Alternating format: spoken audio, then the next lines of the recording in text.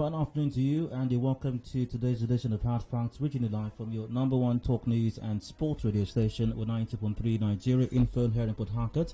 I'm Adedayo Elusakin. Great Monday afternoon once again, and you're welcome to the show. I hope you had yourselves a fine weekend. Mine was absolutely fantastic. It was great. Thank you very much for asking. Two things actually, two incidents. Almost ruined the entire weekend for me. The first one was, you probably heard about it. Now, I remember on Friday, during the show, I talked about how, the curfew having been lifted by the governor, and that's a good thing, by the way. I also encourage that whilst I do imagine that lots of persons are going to go out to have a good time, ball, have a great time, have fun, which is very much encouraged, by the way, but to be responsible and to be careful with it. Sadly, once again, you may have heard about it, but I actually did see it. I did not see the accident as it happened, but I happened to have passed by it. A terrible accident involving some young persons. I think they were reported to have been maybe 5 passengers in the, a Toyota saloon car. It was a ghastly accident, and terrible indeed. Now, I would not like to speculate as to what may have caused it or the states in which the passengers were. But let's all be careful as we go out to have a good time, and basically whatever else it is that we do go out to do, let's take some precaution, be responsible for ourselves and others as well. Second thing that almost ruined the weekend for me was the England loss in the Euro 2020 final. I was supporting England because of the Arsenal player Saka. No surprises there, I'm sure. You would expect me to support England. But sadly, Saka as well lost a deciding penalty for England. But he's young, and I'm sure he'll get over the huge disappointment. He will bounce back. He's got huge potentials, and I believe a very bright future in front of him with Arsenal Football Club as well. But besides those two incidents, it was a great weekend. I hope you had a brilliant one as well. And the start to this working week has been a fantastic one for you also. Connect situations we have to deal with in the country. Welcome once again. Now, from now till 7, as is the practice, we keep the conversation going. A few matters we're going to be addressing on the show today, and you're welcome to join in once again via the usual platforms. Now, traditionally, I would be having a rant in this segment. I would have side comments, random stories, random thoughts of mine. Then I'd have a dual rant, some major issue in my mind. I'd express some thoughts on it, and you would be welcome to express your thoughts on mine till 4 p.m. However, that is not happening today, and I'll explain that shortly. Taking us to 4 p.m. Now, before we've got to the business news coming up, after that, foreign investors are said to no longer find Nigeria attractive as a story in the Punch newspaper. Foreign investors' interest in Nigeria declines by 27.5%. Why is that the case?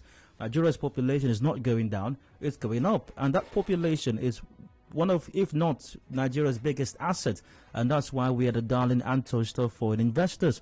Why are they no longer coming? We'll be discussing that matter in the 4 o'clock. I'll be having Dr. Eniola Taiwo, investment and development consultant and lecturer, will be my guest for that conversation in the 4 o'clock hour. That takes us to 5. We've got the news update at 5 p.m. After that, we're discussing the journey to slashing jumbo pay.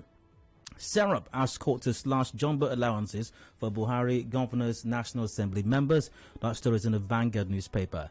Of course, Serap at the heart of many things as far as advocacy is concerned. I'll be speaking with Kolawole Oluwadare, his deputy director with Serap. He will join me for that conversation. Can the court slash allowances of political office holders? We'll look at that matter in the 5 o'clock hour till about 6. Headlines 5:30. Major news at 6 p.m. Open season after till about 7. When the show comes to an end. So that's it today. If there are any changes, you will find out. Just stay with us. Now, to get the conversation going, I did state earlier on that I will not be having the traditional side comment and rant on today's edition of the show, which should be in this hour. And it's because of exigent reasons for my guest who's in the studio at this time. The state of the nation is what we're discussing. My guest who's joined me in the studio is Dr. Dakuku Peterside, former DG NIMASA and former governorship aspirant here in Rivers State as well. And if I were to go through his record, I'm sure former several stints as far as political and non-political offices are concerned in the country. Dr. Peterside, good evening to you. You're welcome to Hard Facts. Good evening, Dayo. Good evening, my listeners. Thank you very much for having me. Before we get into the nitty-gritty of the conversation, the two things I mentioned earlier that almost spoiled my entire weekend. You are aware of those things. First, the accident. Do you have any thoughts on that? Oh, well, my condolence to the affected families, or the families of the 5 young men that we lost. We've lost great potentials. We've lost the future, part of the future of our state and our nation. It's most unfortunate. No one expected it. No one saw it coming. The government of Rivers State had just lifted the curfew, and a few of us have been outspoken about the efficacy of curfew in addressing insecurity. At the time, well, we've been consistent that we don't believe that that's the only option, and that it's signpost some form of laziness. And suddenly the curfew was lifted, and these young men got involved in a fatal accident, and we lost them.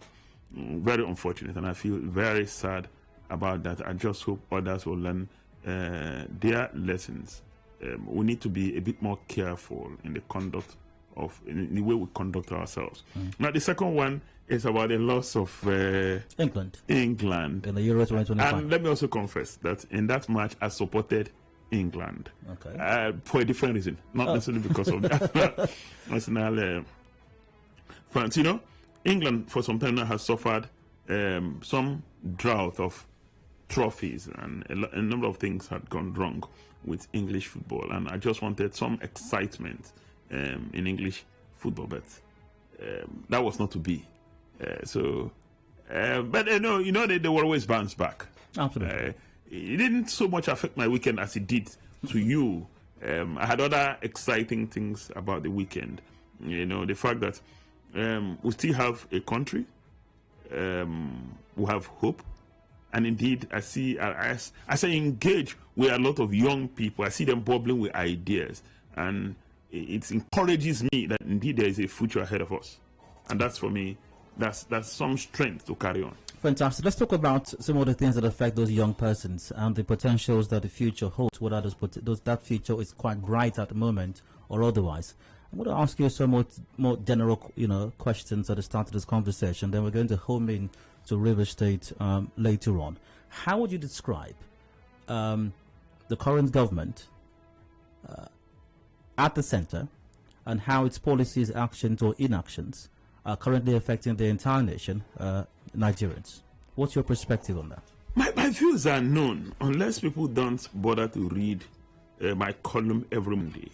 I have strong views on all issues, and I try to do an analysis of what the situation is, put the facts side by side with historical analysis and projections into the future.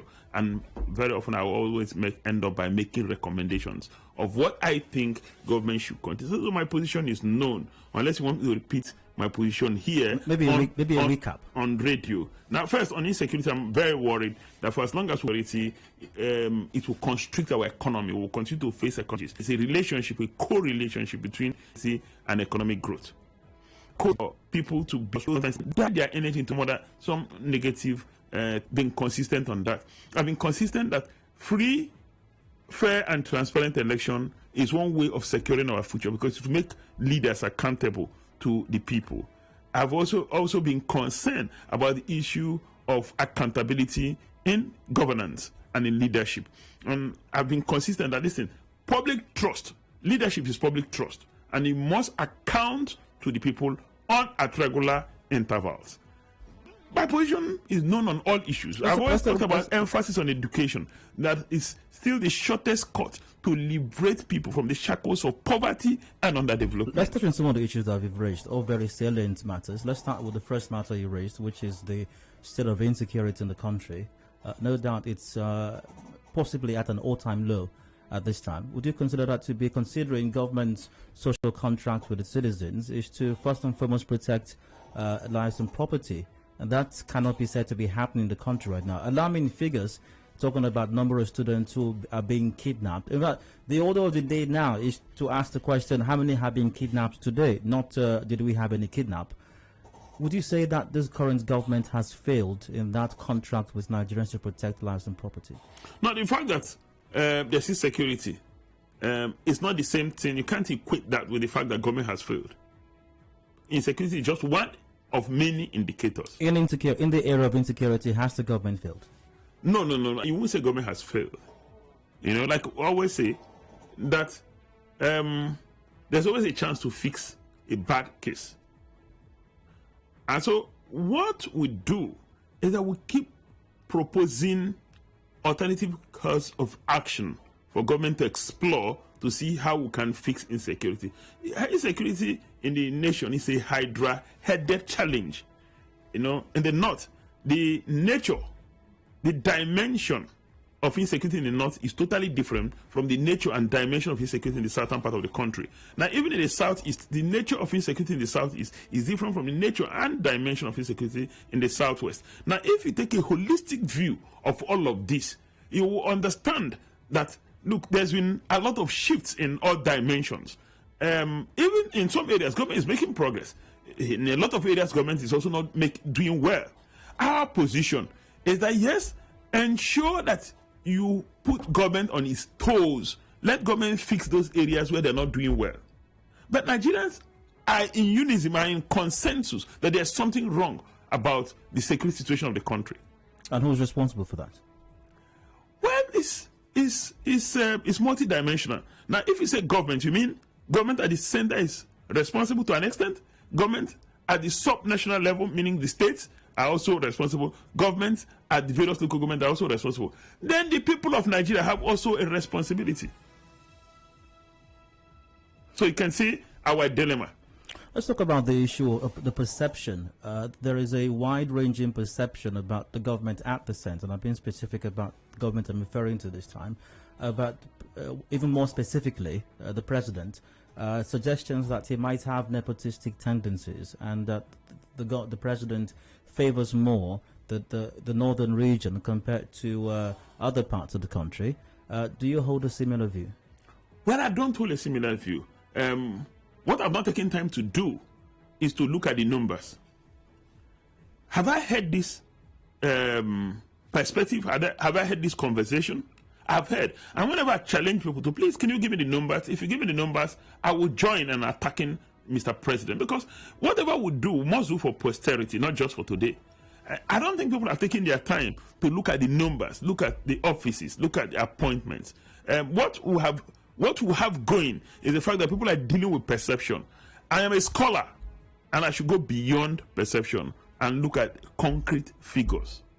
More often than not, if you look at the president's appointments, now, whilst I do appreciate your question, your concern for figures and data, but every time, more often than not, when you read of the president's appointments, the names that usually perception. Well, let's address concrete figures. Now, you said earlier on that. Let's talk about data. You're a man of figures. You like data. The NBS, the Bureau of Statistics, is very much. I mean, that's what they're invested in, data, and they keep churning out the figures every week, every month, periodically.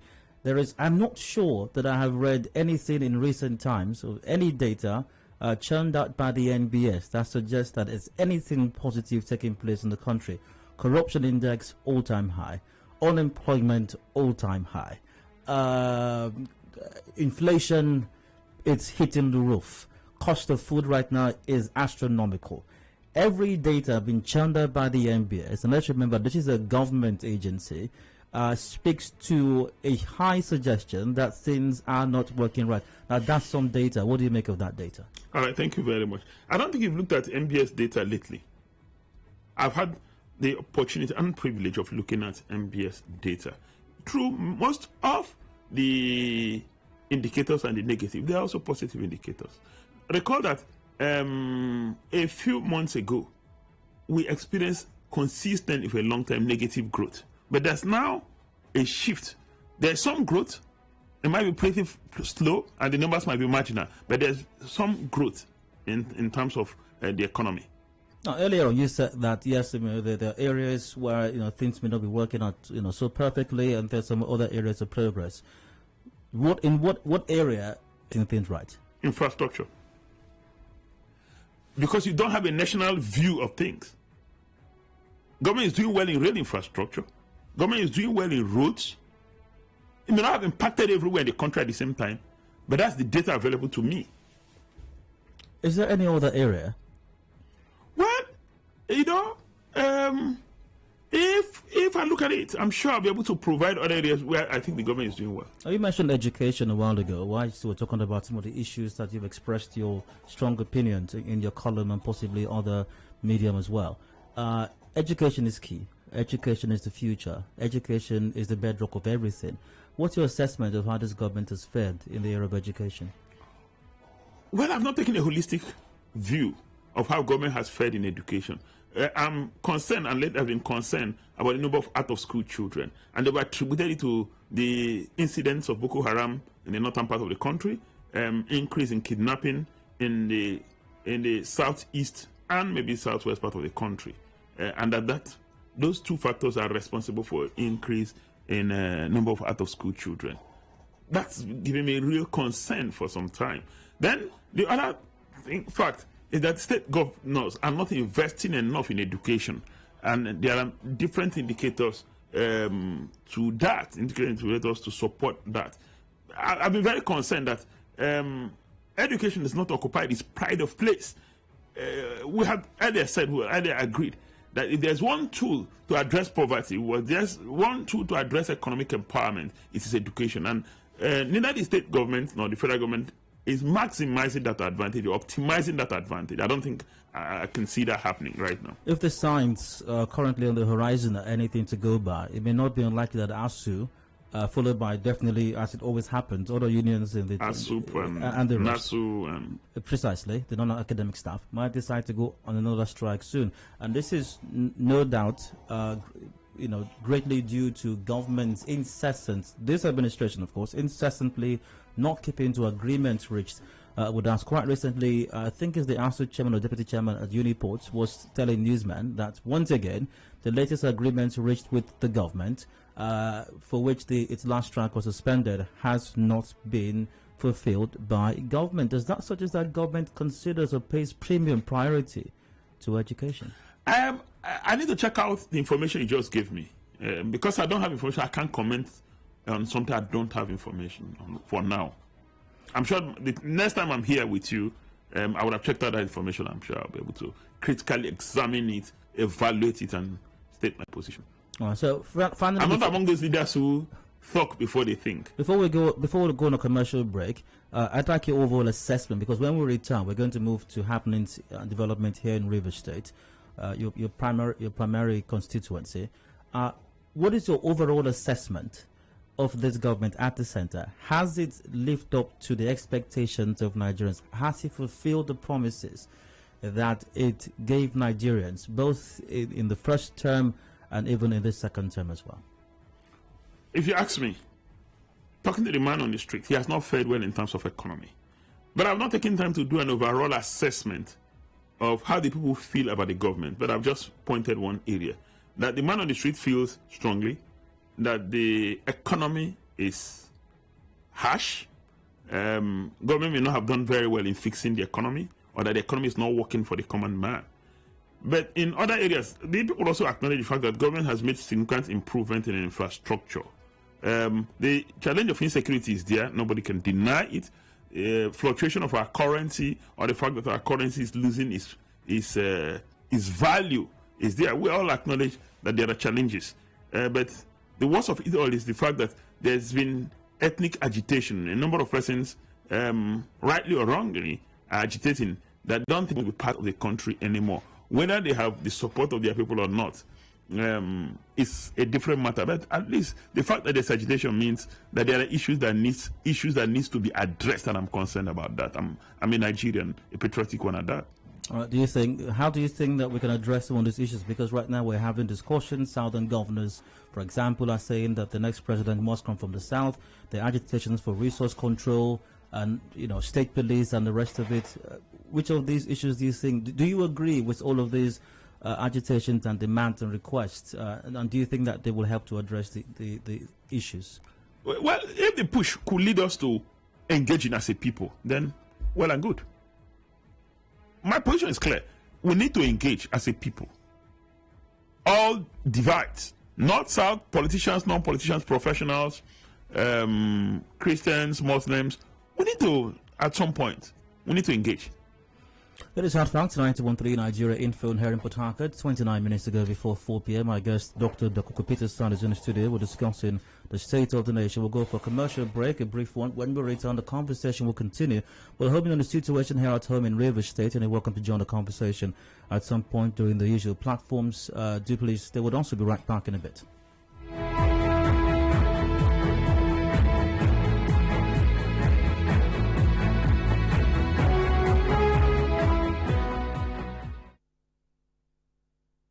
Connect with your customers. Advertise on 92.3 Nigeria Info. Visit our downtown office at Shop 9, Mediatrix of All Gracies Plaza, opposite FIRS, Stadium Road, Port Harcourt, and book your commercials.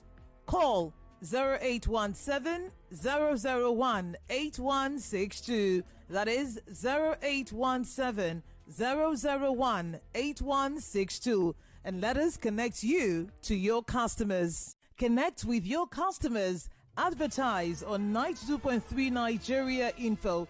Visit our downtown office at Shop 9, Media All Gracies Plaza. Call 0817 001.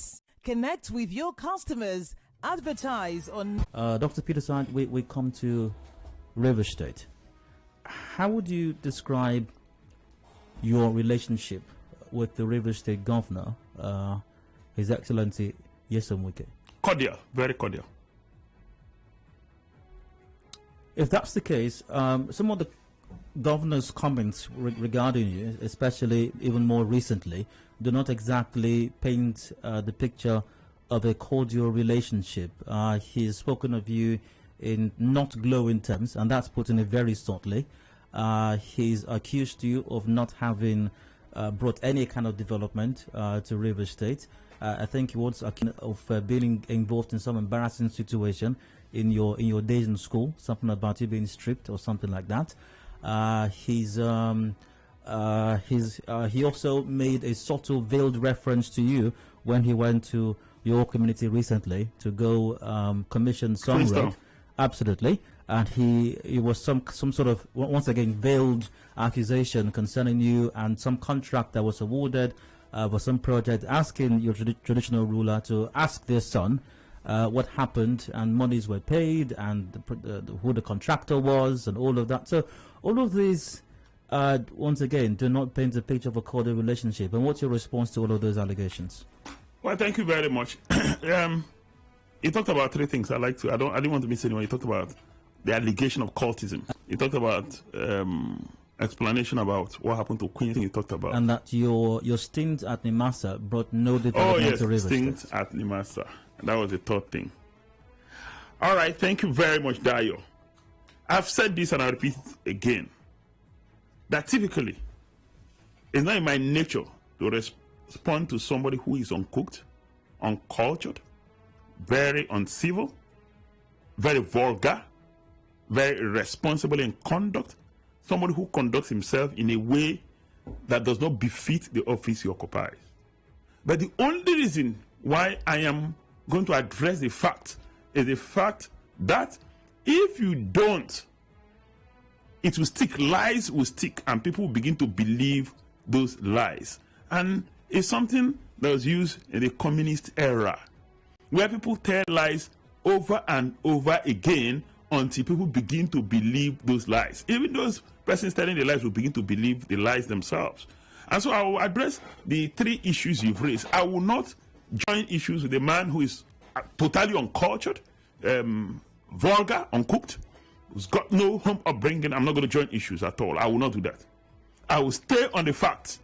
One, the Queen, he asks His Majesty, the Amayabo for Pobo, to ask their son, who was in charge as Commissioner for Works at the time, who the job was awarded to and what happened to the job.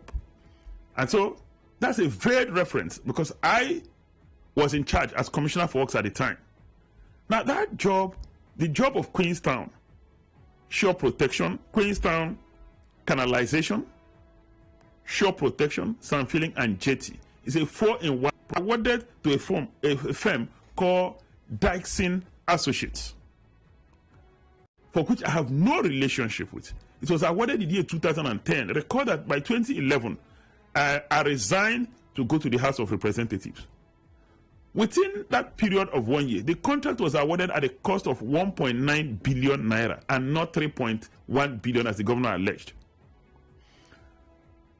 Under my watch in the first 1 year, I am aware that the contractor mobilized to site to do canalization, which is the first part of the project. I'm also aware that the contractor at the time was paid the initial mobilization. And I left.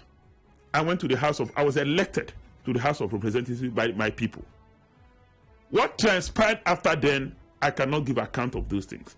I know that at some point, before the end of the Right Honorable Rotimi Amechi administration, they had issues with the design of the project with the Ministry of Works.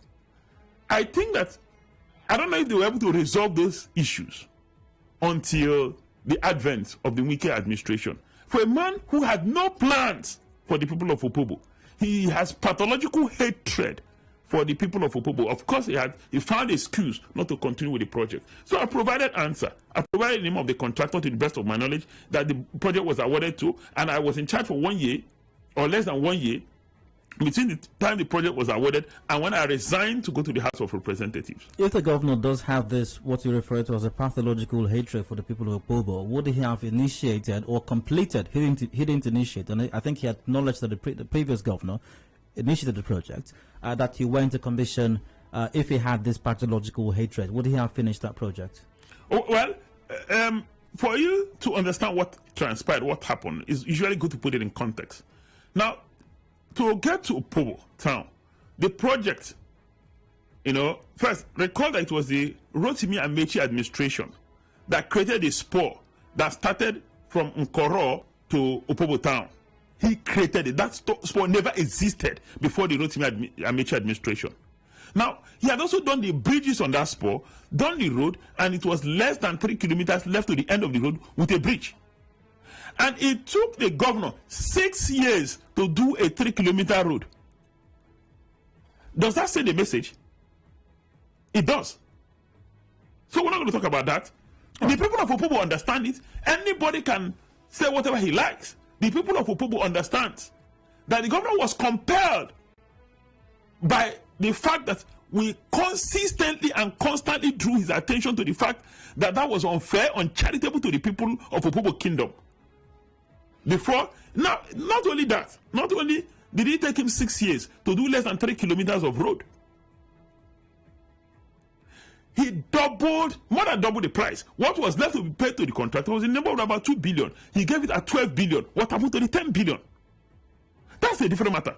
I don't want to bother myself with that. Now, but again, I'd like to respond to the other issue. Yes, but now, the issue of NIMASA. But finally, the figures you churned out just now as regards what was billed to have completed the shore protection contract. Not the shore protection. I said it was awarded at the cost of 1.9 billion. So what I'm saying is, the government alleged it was awarded at 3.1 billion. So all the information and data you just gave regarding that project obviously resides with the River State government at the moment. Oh, absolutely. Okay, great. So let's move on to the issue of whilst you were at NIMASA and what that meant for River State. Now, I've always said this.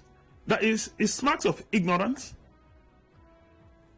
and trying to be clever by half to compare the functions of a regulatory agency, and in this case NIMASA, with the functions of the office of the governor, or to compare the functions of the office of the governor with an ambassador whose mandate is to represent the country in a distant land. And that's what the governor has tried to do to cover up for his own failures and shortcomings. My mandate as chief executive of a regulatory agency is to regulate.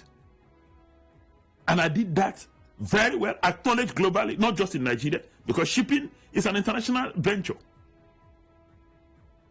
In addition, I've also provided information that, listen, whether you're governor, whether you're chief executive of any regulatory, your primary interest should be how do we protect the interests of River State? And as chief executive of regulatory agency at the time, we engaged 7,000 persons on board cabotage vessels. Majority of them were Rivers people. Not necessarily that I set out to favor Rivers people, but because they live in this area. it's easier for them to take training, and they were armed with all sorts of certification.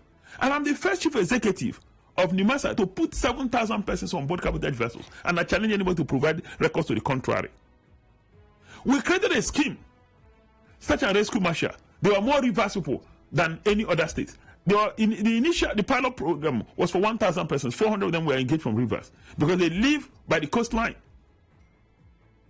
Of course, I've also said that we are building, NIMASA is building the University of Port Harcourt Center for Transport and Logistics under my watch. And I can go on and on.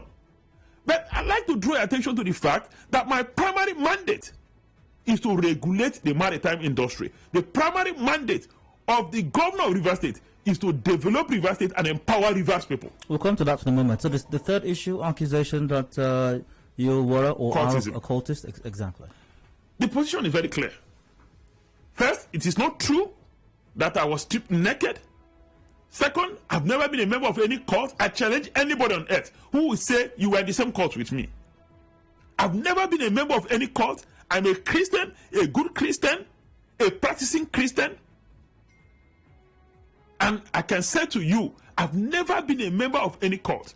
And at one time, before the 2015 elections, I'm aware that Nyesom Wike sponsored some people to put out advertorial in this day. And of course, I charged them to court. But the guys he sponsored, and this day, put out a public apology that they since discovered that it's not the truth.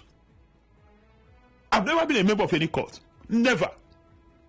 Now, is it possible that there was an incident the governor is referring to, but maybe the context in which that incident happened, in which you were stripped? The most important thing is that I've never been a member of any cult. Was there any incident in which you were stripped while you were in school? I was never stripped in school. Now, you talked about the responsibility of the Rivers State governor, as with any other governor, to ensure the growth and development of their state. Now, in describing the successes or some successes of this administration at the center, you reference infrastructure development, roads and railway. Of course, governors have no powers over the railway. That's on the exclusive list. But roads, not quite. Oh, well, maybe not entirely. Exactly. But as far as roads are concerned, definitely. And if there's one thing that anyone can point at, even if there was only one thing that anyone can point at in Rivers State, it is that the Rivers State governor has also invested heavily, massively in fact, in infrastructure, especially of the roads kind as well. I think as at last count, maybe there were 8 or 9 or 10 flyovers that the governor has constructed. Some have been completed, others are still being constructed as well. Wouldn't you consider that to be some form of development, as far as, at least in the area of infrastructure, since you credited the government at the center with infrastructure development as well? Now, what you do in assessing a government is to match their resources and their impact and the value derivable from the expenditure of the resources. That's how you assess a government. Rivers State has earned so much. And if the only thing they have to show for so much they have earned is to build a number of flyovers, then you cannot say government is successful in the area of infrastructure. There are two sides to it: income, expenditure, and value derivable or outcome. I have done primary analysis of the revenue of government, the expenditure pattern, and value derivable or outcome for Rivers people. And it shows it's on the negative. The Rivers people has not gotten maximum value or have not gotten maximum value from the much money government has earned. If the only thing the government has to show is to build 9 flyovers, we had a government in this state that literally dualized all the roads. Elekaheru Mumasi, what is called Tamde West Road, what is called the rebuilding of GUK Road, Rumobiakani to Slaughter, what is called Ken Sarowa Road. They dualized the road and rebuilt the road. A government did all of that. Literally dualized, rebuilt Ikwere Road. Is that correct? This government also is dualizing certain roads. The Mommy Which roads are they dualizing? The Mommy B Road. Until they're done with it. Other roads in GRA as well. They've not dualized dualized, until we see the one from GRA Junction past the Polo Club down into how many meters? Is it up to a kilometer? Well, it was dualized. It's up to a kilometer. Just because that's how you assess a government.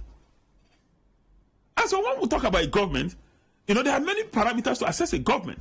What has government done in education? What has government done in healthcare? And in any case, how do we even assess the government when nobody has seen the budget of the government in 6 years? Have you seen a copy of the budget of the government? And if you're going to assess a government, you match what they're doing with what they say they would do. Now, there are two other ways. Either the budget, medium-term expenditure framework, or even documented campaign commitments. Governor Sonuke did not have a documented campaign commitment in 2015, nor did he have in 2019. One, he doesn't have a medium-term expenditure framework. He doesn't understand what it means. And he doesn't have known budget. And so, how are we going to assess the government? Is there any tokenism will not help anybody. Is there any positive to this administration in Rivers State? Well, government spokesmen, both his commissioners, his special advisors, have been talking about flag off, flag off, flag off. I hear that very soon they'll begin to refer to him as Mr. Flag Off. He flagged off this, he flagged off that, he flagged off that. Good. The only thing credit I think I can give him is that, good, he's completed a number of projects initiated by his predecessors, either Dr. Odili or the Right Honorable Chibuike Rotimi Amechi. That's something to give him credit for. All right, so before we go to the phone lines, by the way, lines are open right now. 0817-923-0002, 0817-923-0003 or 0007. WhatsApp is on 0809-030-6416. A reminder, you can watch live on facebook.com/Nigeria Info page on YouTube. Just search for Nigeria Info page via YouTube. 2023 is around the corner. Calculations, permutations, combinations, alignments and realignments, unsurprisingly, it's how we work things in Nigeria, are on already. You've vied once to be governor of Rivers State.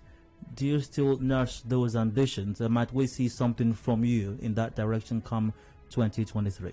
What I can say is that the day I make up my mind to put myself forward for the office of governor of Rivers State, Rivers people will know. As I speak today, I've not made up my mind. Are you considering it? It's either a yes or no.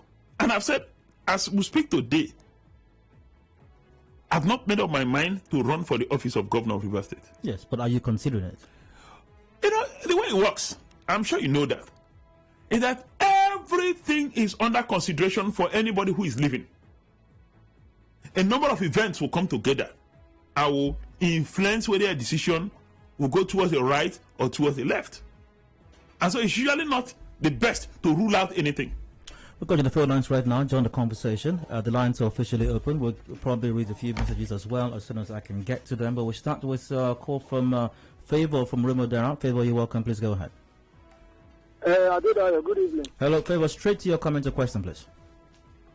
Number one, I want to break the guest in the studio. Fine, he responds as well. Go ahead, please. Okay. I don't want to say that he's an ungrateful human being. Sorry to say. See, our Governor Wike, what he's doing is good.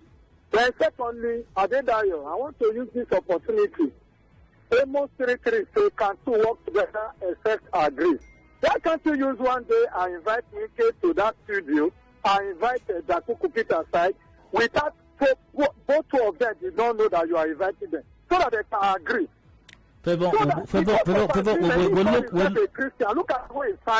look into that. We'll look into the possibility of getting the governor on the show as well. AJK from Mount 3, you're welcome. Please straight to your comment or question. Yeah, Dayo, good evening. Go ahead, please. I agree to address. Good evening, sir. Go ahead, please. Good evening, AJK. Okay, sir. My comment is this. The Rivers State government have gotten huge. And in Nigeria, they at large, they're facing economic challenges. They haven't gotten much.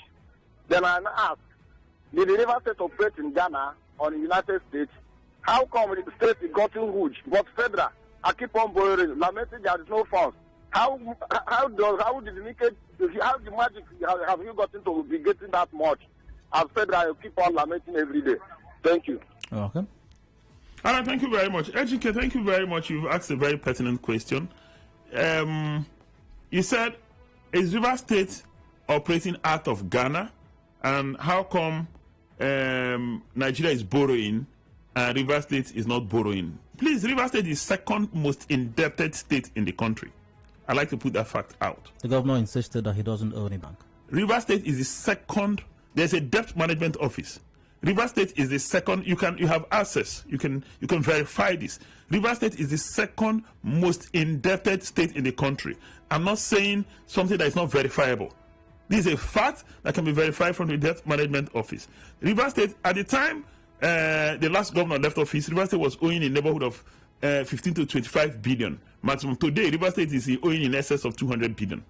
I'm not talking about domestic debt, tied to contracts. So it's also wrong to say Rivers State is not borrowing. Rivers State is borrowing in the same way federal government is borrowing. So it's usually the challenge is not that you shouldn't borrow. What are you borrowing for? How are you spending the money you're borrowing? And so, like I've always said, Lagos State, the leaders of Lagos have been able to ring-fence Lagos. And today, the economy of Lagos, if Lagos was to be an independent nation, the economy of Lagos will be either the 5th or the 7th in Africa. But they can't say that about Rivers. We've not been able to create an economy for Rivers State. The economy is not thriving because we've not created an environment for the economy to thrive.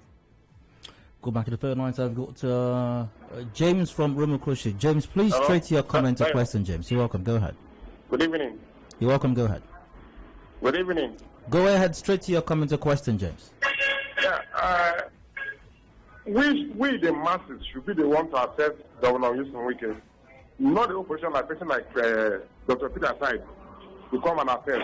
Because the statistic is given you in that studio, they are all wrong. We are seeing with our eyes, we are feeling it, and we're doing it well. Which statistics is wrong exactly? To what he's saying. James. He should not give you wrong statistics or wrong assessment. James, which of the statistics? James, can you hear me, James? Whatever is presented to you, James, can you hear me? For the last time, James, can you hear me? All right, James, great to hear from me. He wasn't listening. I've got good news from Borokiri on the line. Good news, you're welcome. Please go ahead. Thank you, very good evening. All right, go ahead. Yes, Dr. sir. Thank you very much. Good news. Yes, I was expecting to hear you talk about the security situation in River State. We all know that today, it's not a question, it's a contribution anyway. We all know that today, in River State, if not for the help of local vigilantes, Ospark, like in my own community, we pay 200 naira every month. What communities to pay Ospark? And today, the security situation in East Church Road is calmed down. It's something in the local government. But I'm supposed to hear the governor come to say that he has won, he's one that calmed the state, the insecurity in River State. Please, can you highlight that more or less so people will know what will happen concerning security? Because if there's no security in River State, all the things we are doing is equal to zero. It's very unfortunate what is happening. The health sector equal to zero. Nothing is happening in the health sector except the coronavirus through the ministry, the Commissioner for Health, trying to make sure it's set to reform. But generally, go to the primary health centers and make it are all zero. Classes are in the primary schools. No good health sector for them in the primary schools. The Excellency, Dakuku, is very touching. My name is Goodman. All right, thank you very much. Let me start from some James who said it is the masses that should assess Governor Nyesom Wike. I think I'm part of the masses. Am I not part of the masses? Well, it depends on your definition of the word masses. All right. Those who are not in government in River State are all part of the masses. That's one. Now, two, he said, some of the statistics that are churned out is wrong. Please, can he... I like the fact that you challenge him to tell us which statistics is wrong, which data is wrong. This data is verifiable. Anybody can check them out, so that's not the issue. Then, good news talked about the fact that Governor Nyesom Wike has contributed nothing to the improvement of security in River State. He rather attributed that to the role of ASPAC and local vigilantes, which are actually non-state actors that have taken upon themselves the responsibility of addressing the security gap we feel as a state. But the people who live in River State know. Yesterday there was an incident in Bonny where a number of persons were kidnapped. That was just yesterday. A few days ago, in the Ogoni area of River State, there were a number of cases, there was an attack in some community that has put security architecture, and it's not been able to build a response capability of the security agencies. It's not giving them the necessary support to build their response capability. He's not invested in intelligence, and we're shouting on top of our voices. Some chap, I think his name is Favors, who said, "Oh, can two work together except they agree?" I'll tell you what I've done. You know, at various times, I've done letters to the governor, drawing his attention to some of these things and making suggestions on the way to address them. And at one time, I drew his attention to a document I prepared before the 2015 election, Roadmap to Posterity, and I asked him to look at the document again, and I drew his attention to specific pages. Another thing I did was to publish these letters, publish them publicly when I wasn't getting a response from him. So I'm always willing to engage. I'm always willing to engage. So that caller was talking about the date as at January this year. The DMO released some data. Lagos and 4 operating states, Rivers, Akwa Ibom, Delta, and Cross River, are the top 5 debtors with a combined domestic debt stock of about 1.40 trillion naira. Lagos topping that list. Rivers coming second with a debt stock at that time of 266.94 billion naira, which represented 6.37% of the country's sub-national domestic debt stock. And if you do a quick Google search, the information on I'm happy you're able to check this out. Politics in this. I like to speak up for Rivers people, you know, because they don't have people standing up for them. We need more people to stand up for the people of Rivers, not just for today, but for the future. Thank you for your time once again. Thank you too, Dayo. Top of the hour, 4 p.m. Break for the business news, and when I return, discussions continue on Hard Fast Today. Do please stay with us.